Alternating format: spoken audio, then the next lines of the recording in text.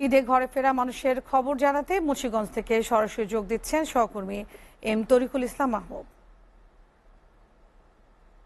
তরিকুল, যানজট না থাকলেও যানবাহনের এই যে ধীর গতি চলছে মহাসড়কে এবং সেই সাথে দীর্ঘ সারিও দেখা যাচ্ছে, এই মুহূর্তে আপনি কোন সড়কে রয়েছে সেটি জানাবেন, আর কি অবস্থা মহাসড়কে?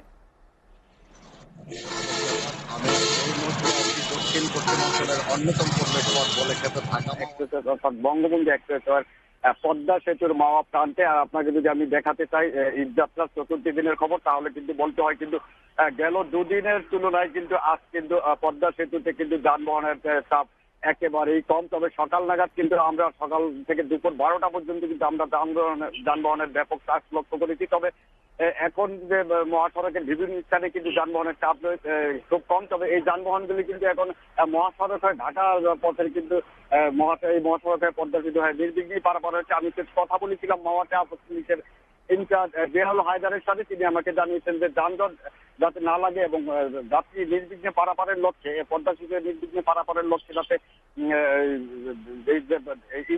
ঈদ করতে পারে সেজন্য কিন্তু এই যাত্রীরা যাতে ঈদ করতে পারে সেজন্য কিন্তু জেলা পুলিশের পক্ষ থেকে এবং ট্রাফিক পুলিশের পক্ষ থেকে এবং আইন শৃঙ্খলা বাহিনীর পক্ষ থেকে কিন্তু ব্যাপক প্রস্তুতি গ্রহণ করেছে। আর টোল আদায়ের কথা যদি বলি তাহলে গেল শুক্রবার বেলা 12টা থেকে এই পর্যন্ত কিন্তু পার হয়েছে 44,033টি যানবাহন। আর এতে টোল আদায় হয়েছে সর্বোচ্চ 4,80,30,000 টাকা কিন্তু টোল আদায় হয়েছে পদ্মা সেতুতে, সর্বোচ্চ রেকর্ড। আর এই ছিল আমার কাছে পদ্মা সেতুর মহা প্রান্ত থেকে সর্বশেষ।